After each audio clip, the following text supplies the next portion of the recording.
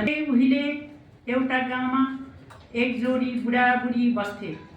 उनीहरू खेती गरेर जीवन निर्वाह गर्थे, साथै सुख र आनन्द पनि थियो।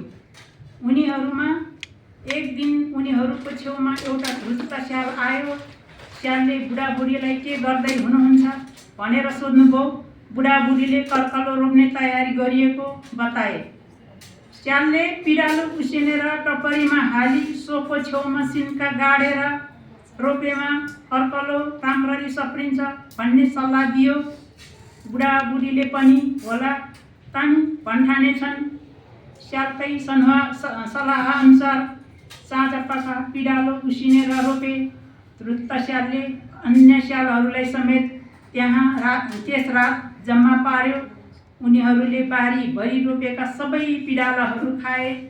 छेउमा गाडिएको सिन्कामा टपरी घोप्ट्याएर हिँडे। भोलिपल्ट बिहान सबेरै बुढाबुढीले घरबाट बारीतिर हेरे। नभन्दै हिजो रोपिएको पिडालु त आज नै सप्रिएको देखे। बुढाबुढीले 3-4 दिनपछि फेरि बारीतिर हेरे। सप्रिएको कर्कालो त आज सबै ओइलिएको देखे। आतिए र उनीहरू हतार बारीमा पुगे अनि सबै कुरा बुझेपछि दुखित भए। आफूलाई मूर्ख बनाएकोमा कहिल्यै नबिर्सिने गरी धुत्त स्याललाई दण्ड दिने निश्चय गरे। केही दिनपछि उनीहरूले घरतिर स्याल आउँदै गरेको देखे। बुढाले बुढीलाई म त्यहाँ पर भकारीभित्र लुक्छु। स्यालले बाजे खोइ भनेर सोध्यो भने बाजे त मरेको 3 दिन भयो, संस्कार गर्न नसकेर त्यहाँ राखेको छ भन्ने सिकाई लुक्न गए। नभन्दै स्याल आयो र प्रश्न गर्यो। बुढीले पनि बुढाले भने झैँ उत्तर दिइन्। स्याल भकारीभित्र मरेको बाजेलाई हेर्न च्यायो।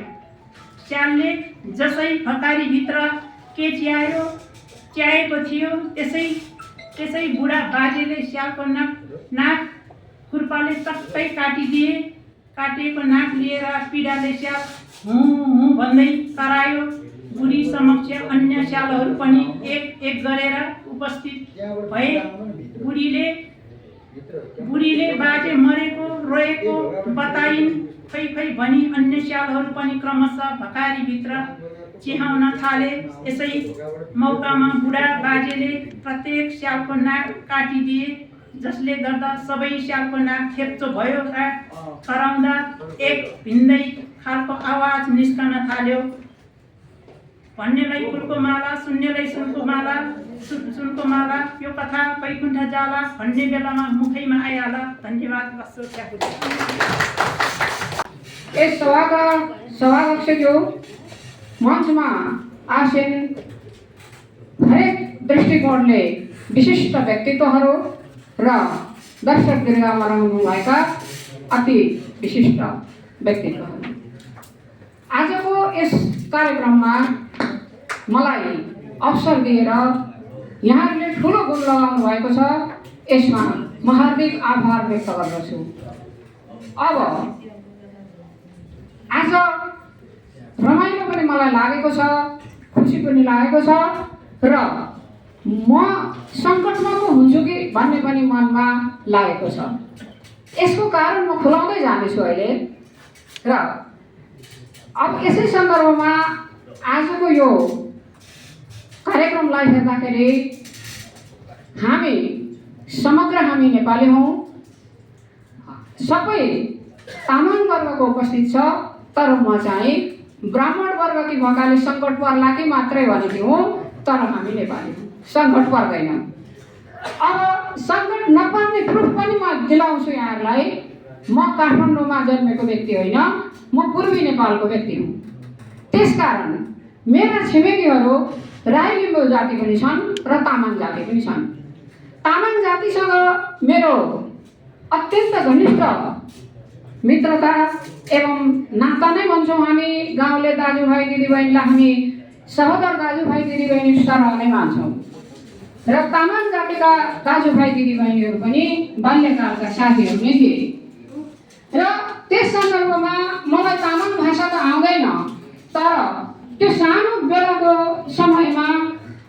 तत्कालीन गाउँले दाजुले एक दिन भन्नुभयो, ए बुढी ग्लासले सुन चाहिए भन्नुभयो। अब मलाई त सुन मात्रै चाहिएको छ नेपालीमा, त्यहाँदेखि उताका शब्दहरू त म अर्थ बुझ्दिनँ। के रहेछ आज दाइले किन यसरी कराएर बोल्नुभयो भने आज माले गोरुले धान खायो भनेर भन्नुभएको रहेछ। भाउजू लट्ठी लिएर कुद्नुभयो त्यो मङ्सिरको एकदम पाकेको धानतिर। अब यहाँ लेखक सङ्कलक म्याडमले भन्नुभयो स्यालको कथा। हामी उहाँहरूसँग सधैँ नजिक हुन्थ्यौँ, स्कुलको नजिकमा उहाँहरूको घर थियो, पढ्न जाँदाखेरि नजिक हुन्थ्यौँ हामी। अनि त्यतिखेर जाँदाको फेरि मलाई अर्को कुराले छोयो र कहिले अलिक धम्म परेका बेला उहाँहरू भन्नुहुन्थ्यो लुङ्गी से नागा बोर्जी भन्नुहुन्थ्यो र के भने हुन्थ्यो त्यतिखेर। भयो भन्दै हाई गरेर लट्ठी लिएर जानुहुन्थ्यो। पछि दाजुलाई भाउजूलाई सोद्धाखेरि के भनेको यो तपाईँहरू किन हाततिर कुद्नु भएको भन्दाखेरि त उहाँहरूले भन्नुहुन्थ्यो स्यालले कुकुरलाई लान आँट्यो वा लग्यो। त्यसकारण त्यसरी मिलेर बसेको चेलीलाई आज हाम्रो काठमाडौँमा र काठमाडौँ वरिपरिका तामाङ दाजुभाइ दिदीबहिनीले त मलाई बाल्यकालको याद आयो। म धेरै तामाङ भाषाका शब्दहरू जान्दिनँ बुझ्दिनँ, तर अत्यन्तै माया गर्छु। किन माया गर्छु भने हाम्रो जात, हाम्रो धर्म, हाम्रो संस्कृति रह्यो भने मात्रै हामी नेपालीको पहिचान रहन्छ, हामी जीवन्त हुन्छौँ। र नेपाल मैले बनाएको कुरा होइन, 4 जात 36 वर्णको फुलबारी। त्यसकारण हामी त विविध रहेछौँ नि त, विविध जाति रहेछौँ, विविध धर्मका रहेछौँ। यी सबै मिलेर हिजो हटाएका थियौँ जसरी हामी त्यसै गरी हटाउँछौँ। त्यसकारण मलाई ढुक्क छ, धर्म सङ्कटमा पनि म पर्दिनँ होला।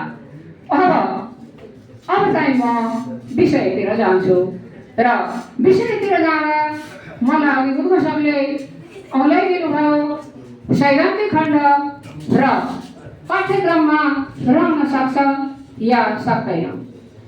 अब यस सन्दर्भमा मैले इमान्दारीपूर्वक बोल्दाखेरि सबै कथाहरू चाहिँ पढिसकेको छैन। केही कथाहरू पढेको छु र ती पढेका कथाका आधारबाट यो लोककथा सङ्गालोले कति सिद्धान्तको नजिक रह्यो, कति सिद्धान्तभन्दा बाहिर रह्यो र कति पाठ्यक्रममा यो रहन सक्यो भने यत्तिकै लेखाइले रहन सक्छ वा अझ यसलाई परिष्कार गर्नुपर्छ भन्ने कुराको म सर्वज्ञता होइन, तर पनि म केही विचारहरू चाहिँ राख्छु। र सबैभन्दा पहिले यस कथा तामाङ लोककथाको सगालोबाट यो सुरु भएको देखिन्छ र यसमा 2 जना सङ्कलकहरू हामीमा हुनुहुन्छ। सङ्कलन गर्नु पनि सजिलो कुरा चाहिँ होइन। अब अलिकति सिद्धान्तमा जानुभन्दा अगाडि म सिर्जनाका केही कुराहरू राख्छु। हुन त मभन्दा पछि जसले बोल्नुहुन्छ मैले प्रत्यक्ष कतै समारोहमा देखेँ भने बोलचाल नभएको तर धेरै राम्रो कलम चलाउनु हुने फुलमान बल हामीसँग हुनुहुन्छ। मैले नाउँ र उहाँका सिर्जनाहरू प्रशस्त पढेको छु। चलचित्र चाहिँ म धेरै नहेर्ने भएकाले चलचित्रतिर जान्न। त्यस्तै मसँगै कार्यरत कुमारी लामा हुनुहुन्छ, उहाँ अङ्ग्रेजी पढाउनुहुन्छ तर कलम चाहिँ अत्यन्तै नेपाली साहित्यमा धनी कलम छ उहाँसँग। त्यसकारण मैले बोलेका कुराहरूमा केही थपघट गर्नु पर्यो भने उहाँहरूले करेक्सन गर्नुहुन्छ भन्ने म आशा लिन्छु। र यस कथाभित्र 3 किसिमका विषयवस्तुका आधारबाट सङ्कलक द्वयले नै छुट्याउनु भयो। सामाजिक विषयवस्तुमा आधारित लोककथा, धार्मिक विषयवस्तुमा आधारित लोककथा र ऐतिहासिक विषयवस्तुमा आधारित लोककथा। अब रहनसहन र धर्मको नजिक रहेका कथाहरू धार्मिकतिर छन्। उहाँहरूले जसरी छुट्याउनु भएको छ जति पढेका छु ती सही ठाउँमा छन्। धार्मिक कुराहरूबाट प्रेरित भएर विषयवस्तु त्यहाँबाट टिपिएर पात्रगत रूपले फरक तामाङ पात्रहरू उपस्थित गरिएका कथाहरू धार्मिक लोककथासँग सङ्कलित छन्। इतिहाससँग नजिक रहेका विषयवस्तु इतिहासको लिएर पात्रहरू तामाङ वर्गबाट चयन गरेका कथाहरू ऐतिहासिक कथाहरूमा छन् र सामाजिक विषयवस्तु हुन चाहिँ खोज्यो तर धेरै चाहिँ प्रकृतिबाटै उहाँहरूले विषयवस्तु लिनुभएको छ र धार्मिक ऐतिहासिक लोककथा भन्दा चाहिँ सामाजिक विषयवस्तुमा आधारित भएर लेखिएका कथा चाहिँ अत्यन्तै राम्रा छन्। त्यसकारण उहाँहरूलाई यो सङ्गालोले स्थापित गराउँछ भने दुई पक्ष पनि राम्रो छ, धार्मिक र ऐतिहासिक पनि नराम्रो भने होइन, तर त्योभन्दा पनि राम्रो पक्ष चाहिँ सामाजिक पक्षबाट उहाँहरूलाई बढी यस कथा सङ्गालोले ख्याति कमाउँछ जस्तो मलाई लाग्छ। यो मेरो निजी विचार हो, तर म एउटा कुरा यहाँहरूलाई के जानकारी गराउँछु भने हजुरहरूसँग घरमा लेखिएका रचना मात्रै हजुरहरूका हुन्छन्, तर छापेर यसरी समाजलाई दिएको वस्तु चाहिँ समाजको हुन्छ। त्यसैले यो कथा सङ्गालो हाम्रो नेपालीहरूको सम्पत्ति हो, हाम्रो साझा सम्पत्ति हो। यो तामाङ जातिको मात्रै अब हामी मान्दैनौँ, हामी पनि पढ्छौँ र हाम्रो साझा हो। त्यस साझा सम्पत्तिलाई मैले दोष लाउने होइन, अझ माथि नै उठाउने म प्रयास चाहिँ गर्छु। अब लोककथा भन्ने बित्तिकै लोककथाको उर्वर भूमि बनेको हरेक नेपालीहरूको बोली वा जिब्रो नै हो र यो फल्ने पनि जिब्रोमै हो र यसको फल चाख्ने चाहिँ कानले हो, जिब्रोले चाख्दैन। त्यसकारण यी भर्खर पढेर सुनाउनु भयो स्यालको नाक थ्याप्से स्याल भन्ने शीर्षक छ त्यसमा। त्यो नाक थ्याप्से स्यालको कथा उहाँले सुनाउँदाखेरि हामीले सुन्दाखेरि हाम्रो कानलाई अत्यन्तै मनोरञ्जन प्रदान गरेको छ। कथाको सिद्धान्तमा कथाले के गर्नुपर्छ भन्ने रहेको छ भने साना नानीहरूलाई हो भने यो साना नानीहरूको पाठ्यक्रममा रहने हो भने द्रुत गतिले पढ्न सक्ने क्षमताको विकासका साथै मनोरञ्जन प्राप्त गर्नुपर्छ। मनोरञ्जन भयो भने बच्चाहरूले छिटो पढ्छ। कथाको लक्ष्य भनेकै छिटो पढ्न सक्ने बनाउने हो बच्चाहरूलाई। त्यस सिद्धान्तले हेर्दाखेरि यी लोककथाहरू लघुकथाभन्दा अलिकति मात्रै ठुला छन्। लघुकथाका कोटीमा यी कथाहरू पर्दैनन्। किन पर्दैनन् भने कुनै कुनै पर्छन्, लघुकथाभित्रै पर्छन्, तर कुनैले लघुकथाको आकारलाई अलिकति क्रस गरेर अगाडि बढेका छन्। त्यसकारण पाठ्यक्रममा अब यो उमेर समूहले को कहाँ राख्ने भन्ने चाहिँ निर्धारण गर्छ।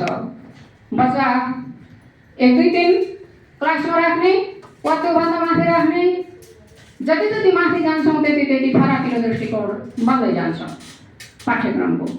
त्यसकारण पाठ्यक्रममा रहन सक्ने आधार के छ भने कथा छोटा छन् र कथाले दिन खोजेको कुरा चाहिँ गम्भीर र ठुलो छ। म उदाहरणको लागि यहाँलाई एउटा कथा प्रस्तुत गर्छु। याको र तामाङ थर। यो कथा दिनुभएको छ सामाजिक कथा याक र तामाङ थर। र अब यो सामाजिक विषयवस्तु बन्नुको कारण के हो भने समाजबाटै हामी नेपालीहरूले थर राखेका छौँ कि जस्तो मलाई लाग्छ। यही नै सत्य चाहिँ होइन। धेरै पोखिरहने भएर पोखरेल भएको होला, धेरै घिउ खाने भएर घिम्रे भएको होला, धेरै पौडिरहने भएर पौडेल भएको होला र म चाहिँ नेपाल भएकोले नेपालमै बस्ने भएर नेपाल भएको होला। मैले यो भने अब यहाँ चाहिँ एकजना व्यक्तिका धेरै छोराहरू हुनुहुँदो रहेछ। ती छोराहरू एक आपसमा भेट्दाखेरि हाम्रो बुबाले कुन थर दिनुभयो भनेर पनि थाहा भएन। धेरैजना बहुविवाह गर्ने प्रचलन छ अझै पनि र धेरै छोराहरू अब यो कथा हो, कथामा त्यो देखियो र यसरी धेरै छोराहरूको थर अन्यल पर्दाखेरि एउटा यागलाई जुन जुन अङ्ग यागको छुन्छ त्यहीको थर यहाँ प्रदान गर्नुभयो। यो अत्यन्त नौलो हो। समाजमा प्रचलन भएका ठाउँ विशेषबाट थर रहन सक्थ्यो, समाजमा देखिएका दृश्यबाट थर रहन सक्थ्यो, समाजमा यो दिन जन्मेको व्यक्तिलाई यो नाउँ दिने भन्ने देखेको थियो। तर जीव जन्तुको अङ्गबाट यसरी थरहरू रहेको भन्ने चाहिँ मैले पहिलोचोटि सुनेको हुनाले यसले पनि पाठ्यक्रममा बस्ने आधारको खुट्टा चाहिँ टेकेको छ र म अगाडि बढ्दै जान्छु र आधुनिक कथा तत्त्वले लघुकथाहरू भरिएका हुन्छन्। कथा तत्त्व मैले खेलाउँदै गएँ भने लामै होला, चर्चा लामो होला। कथा तत्त्वका दृष्टिले पनि, पात्रहरूको उपस्थितिका दृष्टिले, लेखन शैलीका दृष्टिले र प्रस्तुत गर्न सक्ने शैलीका दृष्टिले कथाहरू उत्कृष्ट छन् भन्नुपर्छ, किनभने यी कुराहरू कथाभित्र भेटिन्छन्, उत्कृष्टताका लक्षणहरू भेटिन्छन्। अनि म फेरि तीनवटा कथाका आधारतिरै फर्किन्छु। यस कथा सङ्ग्रहमा भेटिएका सामाजिक विषयवस्तुका कथाहरू जो अन्य भाषाका लेखकहरूले लेखेको छैन होला। आफ्नो जात विशेषलाई पात्रहरू उपस्थितिमा हुन्छ त्यो, त्यसमा लेखकले अन्याय गर्नुभयो सङ्कलकले भन्ने म चाहन्न, किनभने आफ्नो हकिलको लागि जो पनि अघि बढ्छ त्यसकारण तामाङ जातिका पात्रहरूको नाम दिनुभएको होला, त्यो ठिक छ। तर सामाजिक विषयवस्तुका आधार कथाहरू चाहिँ अरू जातकासँग अहिलेसम्म लेखिएका छैन। त्यसकारण यदि पाठ्यक्रममा रहने हो भने सामाजिक विषयवस्तुमा आधारित कथाहरूले नै तपाईँहरूले पाठ्यक्रममा राख्न सक्नुहुनेछ र यी अन्य जातिका भाइ बहिनीहरूले पढ्न सक्ने आधारहरू त्यहाँ छन्।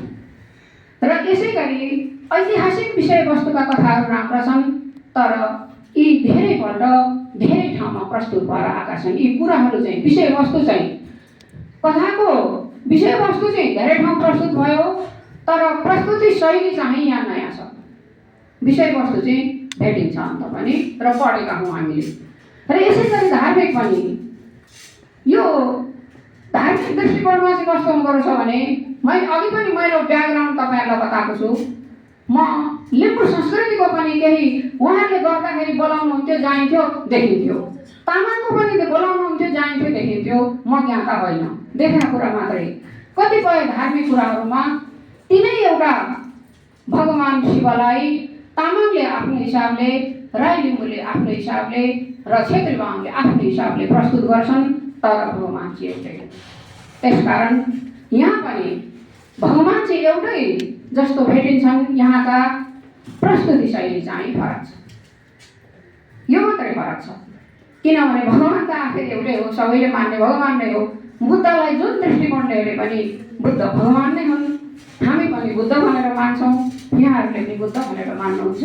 त्यसकारण भगवानलाई प्रस्तुति मात्रै अलिकति फरक तरिकाले दिनुभएको छ।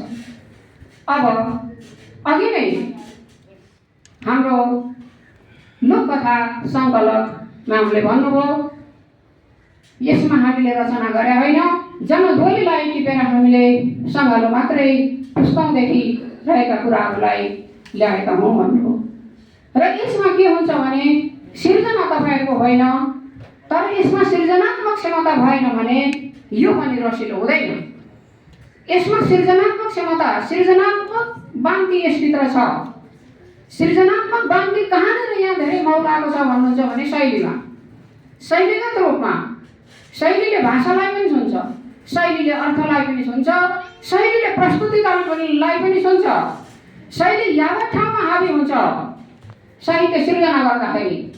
त्यसकारण भाषाको कलात्मक प्रस्तुति नै सिर्जना हो। यहाँ कलात्मक प्रस्तुति छ। सिर्जना हो कि नै भन्ने लाग्छ सबैलाई। यो सङ्कलन गरेको हो तर सिर्जना हो भन्ने लाग्छ हामीलाई पढ्दा। म यस क्याम्पसमा सिर्जना नै पढाउँछु। साहित्यका सृजनात्मक विधाहरूमै म केन्द्रित हुन्छु। त्यसकारण सृजनात्मक विधाभित्र यो आउँछ कि आउँदैन भनेर मैले हेर्दाखेरि यसमा शैलीले गर्दाखेरि यो सृजनात्मक विधाभित्र मजाले भिजेर आइराखेको छ। त्यसकारण उहाँहरूले इमान्दारीपूर्वक अगाडि भूमिकामा भन्नुभएको छ र प्रस्तुत गर्ने बेला पनि भन्नुभयो, हाम्रो रचना होइन, हामीले त खोजेर मात्र ल्याएको हो। खोज्ने क्रममा पनि शैली राम्रो भएन भने ती हुँदैनन्। शैली राम्रो छैन भने सृजनात्मक लेखन बन्दैन, ज्ञानात्मक लेखन बन्छ। ज्ञानात्मक लेखन के हो त भन्नुहुन्छ भने वकिलले दिएको एउटै मुद्दामा दिएको फैसला तपाईँको मुद्दामा बेग्लै हुन्छ, मलाई दिएको मुद्दामा बेग्लै हुन्छ। अझ त्योभन्दा बुझ्ने भाषामा म भन्छु, एउटै बिमार लागेर डाक्टर कहाँ हामी गयौँ भने तपाईँलाई दिने औषधि र मलाई दिने औषधि फरक हुन्छ। यो ज्ञानमा आधारित कला हो। त्यो चाहिँ ज्ञान मात्रै त्यहाँ हुन्छ, त्यहाँ सिर्जना हुँदैन। तर त्यही कुरा सिर्जनामा उतार्ने हो भने शैलीका दृष्टिले, भाषाका दृष्टिले, बोलचालका दृष्टिले, अन्य दृष्टिले त्यो अर्कै कलात्मक बनेर आउँछ। यसमा सृजनात्मक क्षमता भुलिएर आएको छ। त्यसकारण यो अत्यन्त सरल, अत्यन्त सरस बनेको छ, रसिलो बनेको छ। हेर्दा छोटा कथा तर अत्यन्त सौन्दर्य प्रधान कथाहरू यहाँभित्र छन्। यसमा एउटै कुरा चाहिँ राम्रै राम्रो भने मैले नराम्रो कुरा देखाइन भन्ने लाग्ला। एउटै कुरा यहाँ के छुटाउनु भयो तपाईँहरूले भने अन्तिममा एक लाइन केही सन्देश पनि राखिदिनु भएको भए अझ कस्तो हुन्थ्यो कि। किनभने साहित्य कहिल्यै अर्काले खनेको बाटोमा हिँड्दैन, आफै खन्छ। सारियो भने त सारेको ठहर छ, सिर्जना गरेको ठहर्दैन। तर मैले यति मात्रै, यो मेरो जिज्ञासा मात्रै हो, एक वाक्य दुई वाक्यमा ठट्टै एउटा कथाभरिको सारांश जस्तो एक वाक्य हालिदिया भए अझ बढीको राम्रो हुन्थ्यो कि भन्ने मात्रै मेरो कुरा हो। र अब पहिला पहिला लोककथा र दन्त्य कथाहरू फरक मानिन्थ्यो। अब यसलाई यहाँभित्र भएका कथाहरू नितान्त लोककथा मात्रै छन् कि दन्त्य कथाको पनि यहाँ केही दिन छ। लोककथा र दन्त्य कथाको बनोट फरक छ नि, भित्री गुण फरक छ। त्यसकारण लोककथा र दन्त्य कथाका केही कुराहरू यहाँ जुझ्छन्, जुझ्दैनन्, लिन्छ, लिँदैन भन्ने कुरामा पनि मैले गहिरेर त अध्ययन गरिनँ। तर तीन किसिमकै कथाहरू दुई चारवटा मैले पढेँ। पढ्दाखेरि मैले के भेटेको छु भने लोककथाहरू एक पुस्ताबाट अर्को पुस्तामा अलिकति रूपमा भनिँदै आएका कथाहरू हुन्छन् र दन्त्य कथा पनि त्यही नै हो। तर विषयवस्तुको आधारबाट हेर्दा दन्त्य कथामा बढी स्वयं कल्पना छ, अर्थात् पत्याउनै नसकिने घटनाहरू दन्त्य कथामा हुन्छन्। फरक चाहिँ यो हो, लोककथामा चाहिँ पत्याउन सकिने धेरै आधार हुन्छ, दन्त्य कथामा चाहिँ पत्याउनै नसकिने कुराहरू चाहिँ धेरै हुन्छन्। त्यसैले हामीले दन्त्य कथा र लोककथा भनेर भन्छौँ। तर अहिले चाहिँ समग्र एकै ठाउँमा हालेको छ। अब यहाँ चाहिँ कुनै कुनै कथाहरू दन्त्य कथाको नजिक पनि पुगेका छन्। दन्त्य कथाको स्वयं कल्पना अलिअलि लिन खोजेको छ, भरमार लिएको छैन। त्यसकारण लोककथाका रूपमा पनि हामीले बालबालिकाहरूलाई पठन पाठनको रूपमा हामी छाड्न सक्छौँ। किनभने लोककथा हामी पढाउँछौँ नि त, दन्त्य कथा पढाउँछौँ नि त। त्यो कथा पढाउनुको अर्थ मैले अघि नै सिद्धान्तको बारेमा फोकस गर भनेकोले द्रुत पढ्न सक्ने क्षमताको विकास गराउनको लागि भरपूर मनोरञ्जन सहित हुनुपर्छ पाठ्यक्रम। त्यसकारण त्यसको नजिक पनि यी कथाहरू छन्, दन्त्य कथाको नजिक पनि छन्। लघु कथाभन्दा माथि फुटकर कथाहरू, छोटा छोटा फुटकर कथाको आकारमा यी कथाहरू छन्। यिनीहरू लोककथा प्लस दन्त्य कथाको स्वरूप पनि लिनुपर्ने कथाहरू यहाँ भेटिन्छ। र दन्त्य कथामा सुनको छडीले छुँदा कहिले त्यही मान्छे मर्छ, कहिले त्यही मान्छे बेउजिन्छ। हो यस्ता कुराहरू चाहिँ स्वयं कल्पना हुन्। र अब पुनः म सामाजिक कथाकै यहाँ चर्चा गर्छु। धार्मिक र ऐतिहासिक कथाहरू अघि नै मैले भने पात्रगत हिसाबले मात्रै फरक छ, तर ती चाहिँ यथार्थपूर्ण छन्। बुझ्दै लाने हो भने कति ठाउँमा हाम्रो इतिहासको नजिक छ ऐतिहासिक कथाहरू, कथा राम्रा छन्।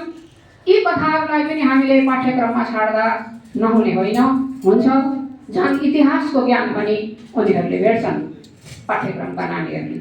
र यो 5 क्लाससम्मको पाठ्यक्रममा रहने खालका कथाहरू यहाँ छन्। त्योभन्दा माथि चाहिँ अलिकति केही फेरबदल, केही थप्नुपर्ने हुन्छ। त्योभन्दा माथि जानलाई चाहिँ कि त विशिष्ट अध्ययनका लागि हुन्छ, फेरि विशिष्ट अध्ययनका लागि चाहिँ यी कथाहरू जान सक्छन्। किनभने कथा लिएर मास्टर्स गर्ने व्यक्तिहरूका लागि त कथाका सम्पूर्ण भेराइटीहरू पढ्नु पऱ्यो नि।